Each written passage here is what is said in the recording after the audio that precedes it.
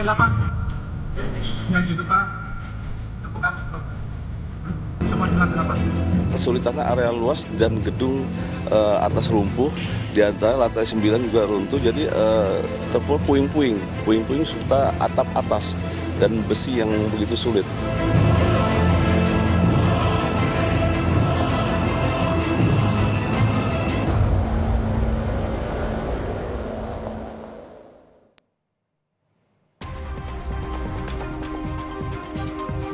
Salam jumpa saudara, hari ini 18 Januari 2025.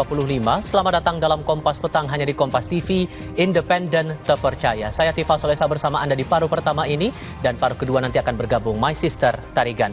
Topik pertama kami untuk kali ini saudara, pencarian korban kebakaran gedung Glodok Plaza dihentikan sementara dan akan dilanjutkan esok hari. Banyaknya puing material yang berserakan serta struktur bangunan yang rapuh menjadi kendala petugas untuk melanjutkan pencarian para korban.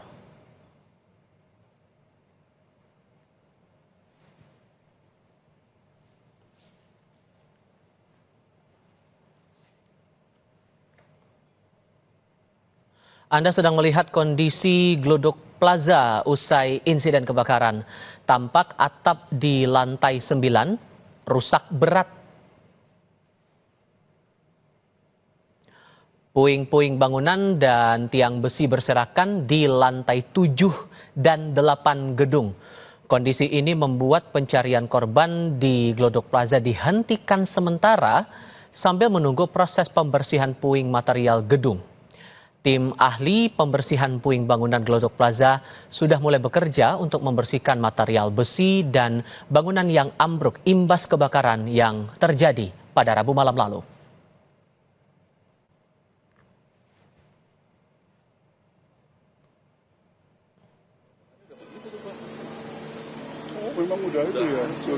Penjabat Gubernur Jakarta bersama petugas damkar memantau langsung lokasi kebakaran Glodok Plaza Jakarta Barat melalui Bronto Skylift. Tim Kompas TV mendapat kesempatan melihat lokasi kebakaran di lantai 7, 8, dan 9 gedung. Kondisi atap bagian tengah gedung runtuh, sedangkan di lantai lainnya tersisa besi-besi kerangka di area bekas kebakaran. Kalau rata-rata 4 lantai, 4 kali 9, kita 40 meter.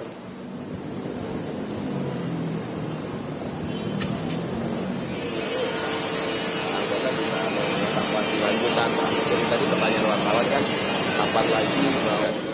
Nah, kondisi kayak gini kan anggota nggak bisa masuk nih, Pak. Iya, ini karena kan agak ringkih nih. Enggak, tapi ini memang sampai ke atas 9 juga. Ya, udah nih, kiri masuk kiri.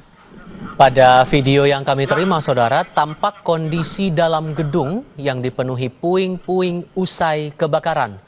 Petugas kesulitan melakukan pencarian karena material besi yang menumpuk dan reruntuhan tembok pada lantai 7 dan 8 gedung. Struktur bangunan yang rapuh juga membuat petugas harus berhati-hati dalam proses pencarian. Ditakutkan bangunan bisa roboh seketika.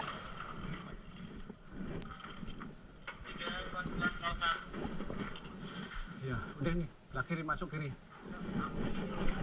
Ya, inilah. Struktur bangunan yang rapuh dan kondisi puing yang banyak menjadi kendala petugas dalam mencari korban. Bangunan yang tidak stabil dikhawatirkan berujung membuat bangunan roboh. Saat ini petugas terus berkoordinasi dengan pihak pengelola gedung untuk memastikan kapan pencarian korban bisa dilanjutkan. Runtuh semua. Sedang mengorek-ngorek, dimungkinkan ada korban.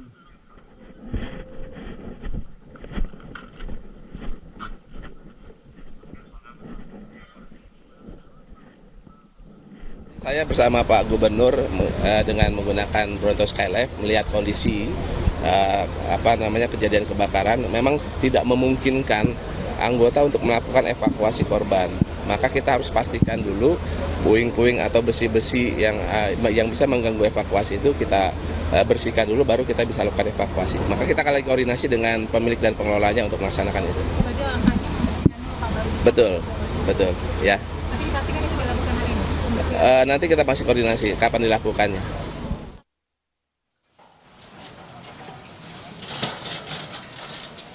Tim Pusdokes dari Rumah Sakit Polri masih mengidentifikasi 7 jenazah korban kebakaran Glodok Plaza. Saat ini tim Pusat Kedokteran dan Kesehatan Polri masih memeriksa DNA jenazah pada bagian kuku dan gigi korban. Namun, kondisi korban yang sudah hangus terbakar cukup menyulitkan petugas dalam mengidentifikasi. Ada 7, Mbak. Ada 7 kantong jenazah, Mbak. Oke. Saya lewat ada 7 ya. Oke, ada 7 kantong jenazah. Kantong Selama jenazah. proses identifikasi ini ada kesulitan nggak Pak untuk Kesulitan kondisi jenazah terbakar sempurna, Mbak. diidentifikasi dari 7 jenazah itu, Pak? Belum, Mbak. Karena lagi proses pemeriksaan DNA, Mbak. Korban proses evakuasi. 3 hari sudah proses pencarian dan evakuasi jasad korban kebakaran Glodok Plaza dilakukan tim pemadam kebakaran. 02 panggil siapa? Tidak mudah, di lantai 8 gedung Glodok Plaza ini, tim pemadam kebakaran harus berhati-hati mengevakuasi jasad korban dari puing-puing bangunan yang hangus terbakar. Lantai 8 gedung Glodok Plaza menjadi salah satu titik pusat pencarian karena 7 jasad korban yang berhasil ditemukan berada di sini. Tak hanya proses evakuasi, proses identifikasi jasad korban pun terus dilakukan dokter di Rumah Sakit Polri, Kramat Jati. Sejumlah warga yang melaporkan kehilangan keluarganya datang memberikan data identitas yang mereka miliki. Melaporkan ayah saya yang masih belum ditemukan, kemudian saya untuk membawa pelengkapan identitas, bila mana mungkin nanti ayah saya sudah tiba di sini, mungkin akan dilakukan proses identifikasi lebih lanjut. Soal identitasnya, saya menyerahkan ada kartu keluarga, kemudian juga KTP, juga ditanya soal pakaian yang terakhir kali digunakan, celana, sandal. Pasca kebakaran, kerusakan parah gedung Glodok Plaza terlihat di lantai 7, 8, hingga 9. Sementara polisi masih menyelidiki penyebab kebakaran hebat di Glodok Plaza yang menewaskan 7 orang korban. Saat ini 7 orang saksi sudah diperiksa polisi, mulai dari saksi mata yang pertama kali melihat titik api, pihak keamanan, hingga pengelola gedung. Kejadian sudah kita periksa 2 orang. Orang yang pertama kali melihat asap itu, yang kedua kemarin dari security, yang ini dari pihak pengelola gedung sama dari pihak manajemen Tiara. Total ada berapa saksi berarti, Pak? Total nanti kurang lebih 6 sampai 7 lah hari ini tuh. Di dalam disko udah besar. Kami mendapatkan gambar amatir awal kebakaran yang menghanguskan gedung Glodok Plaza. Kebakaran berawal dari sebuah ruangan. Sejumlah upaya pemadam dilakukan, namun tak berhasil karena api dengan cepat membesar hingga menghanguskan gedung Glodok Plaza dan membuat 7 korban tewas. Tim Liputan, Kompas. 2 jurnalis kami siap dengan laporan langsungnya. Niputu Trisnanda dari Glodok Plaza Jakarta Barat dan Audrey Zevanya dari Rumah Sakit Polri Kramat Jati. Putu, saya ke Anda dulu. Di tengah proses penghentian sementara untuk proses evakuasi, apa yang dicermati lagi oleh tim Damkar saat ini?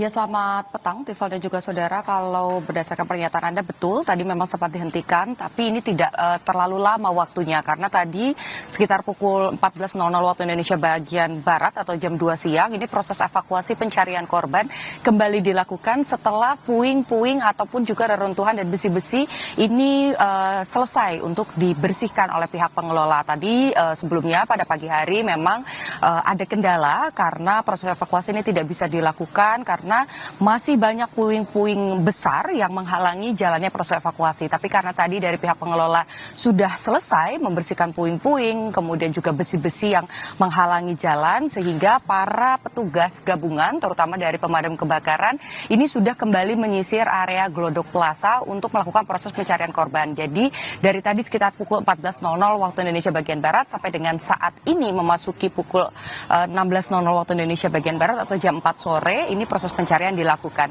Dan informasi terbaru, Tifal dan juga saudara, kalau sebelumnya sudah ada 7 kantung jenazah yang akan yang sudah dikirimkan ke DVI Polri untuk kemudian diidentifikasi identitasnya. Nah, saat ini sedang persiapan. Kalau Anda menyaksikan dari layar kaca Anda, nampak sejumlah petugas, baik itu dari Palang Merah Indonesia, kemudian dari BPBD, dan juga dari pemadam kebakaran, juga dari polisi, ini sudah bersiaga di sekitar ambulans, karena informasinya nanti akan ada 1 kantung jenazah lagi yang dibawa turun untuk nanti diidentifikasi di Rumah Sakit Polri.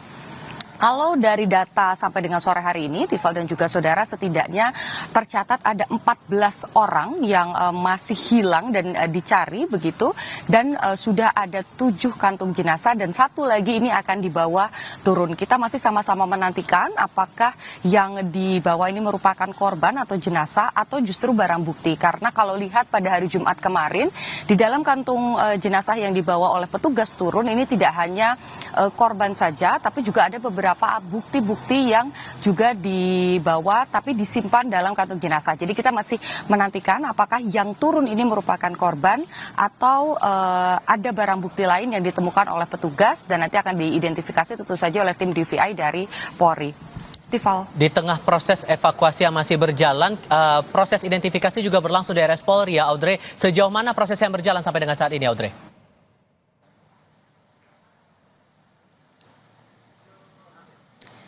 Ya Tifal, 7 kantung jenazah sudah tiba di Rumah Sakit Polri, begitu kemarin malam ini 2 kantung jenazah baru saja tiba, dan untuk proses identifikasinya sendiri 5 jenazah ini sudah selesai dilakukan pemeriksaan fisik.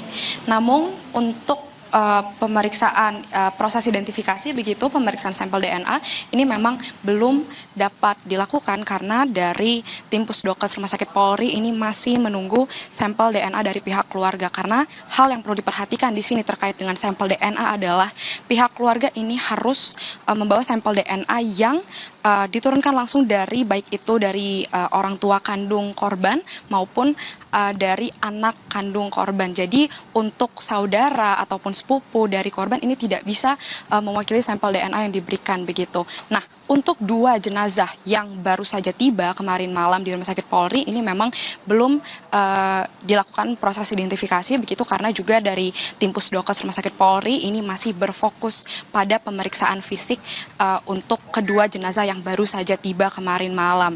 Dan untuk terkait dengan proses identifikasi ini kita ketahui memang kalau dari pernyataan Kepala Rumah Sakit Polri, Brigjen Prima Heru mengatakan butuh waktu 1 minggu untuk proses identifikasinya.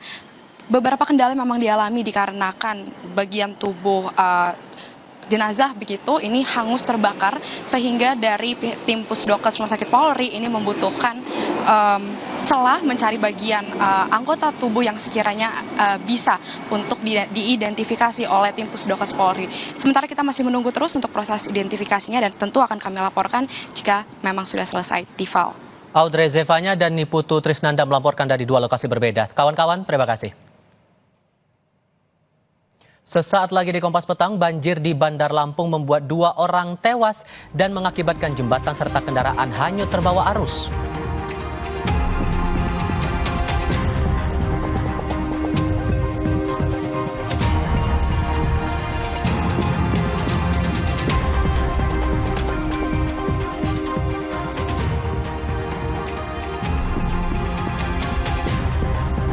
Kami juga mencermati polisi yang menemukan mobil yang diduga dikendarai Brigjen Purnawirawan TNI Hendrawan Ostefan, seorang pensiunan perwira tinggi dan mantan anggota Badan Intelijen Negara di perairan Marunda, Jakarta Utara.